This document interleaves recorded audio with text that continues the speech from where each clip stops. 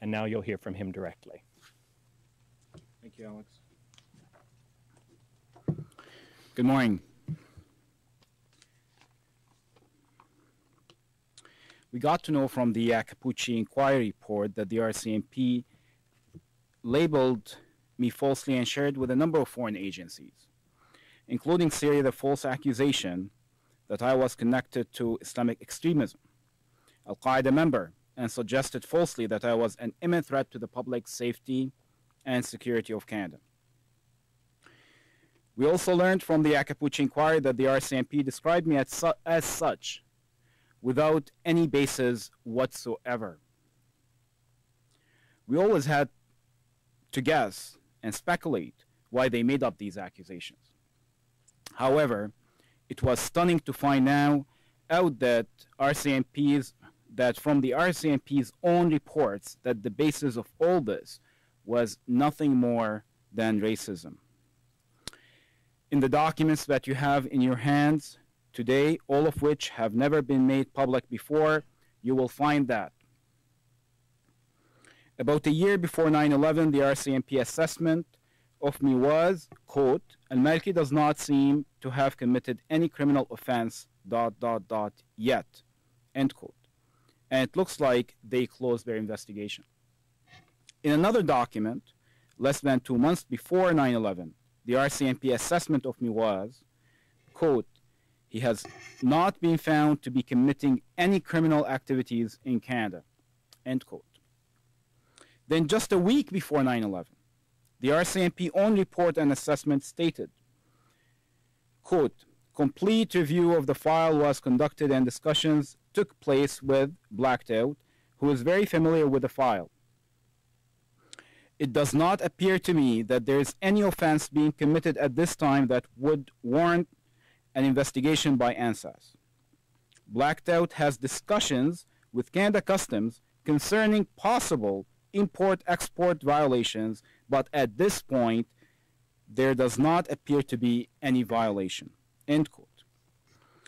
And then again, about 3 weeks after 9/11, we see that on the same day that the RCMP sent a letter to Syria and other countries suggesting that I was an imminent threat to the public safety and security of Canada, on that same day, the RCMP own assessment was, quote, A Division Task Force are presently finding it difficult to establish anything on him.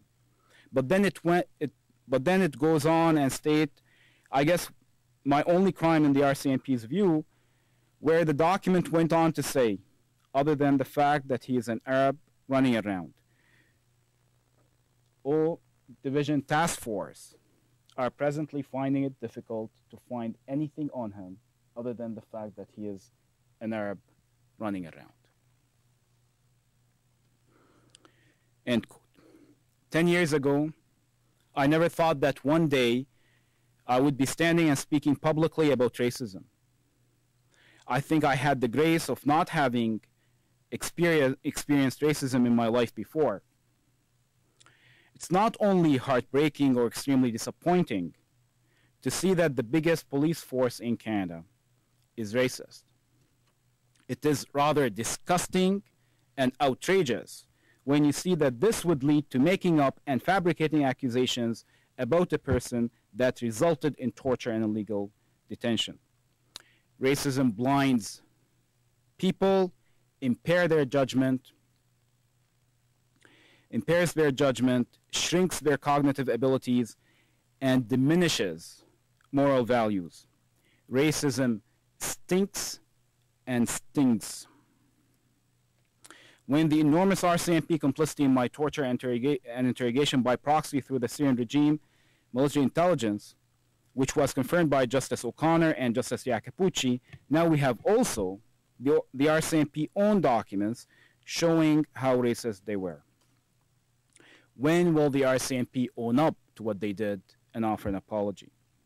After 2 judicial inquiries, parliamentary committee recommendations for redress, which did pass with a majority vote in the House, and all the facts that came to light over the years of the Canadian complicity in my torture, I am yet to see any form of redress by the Canadian government? When will the Canadian government offer an apology? When will the Canadian government implement effective positive reforms? And when will we see accountability? Thank you.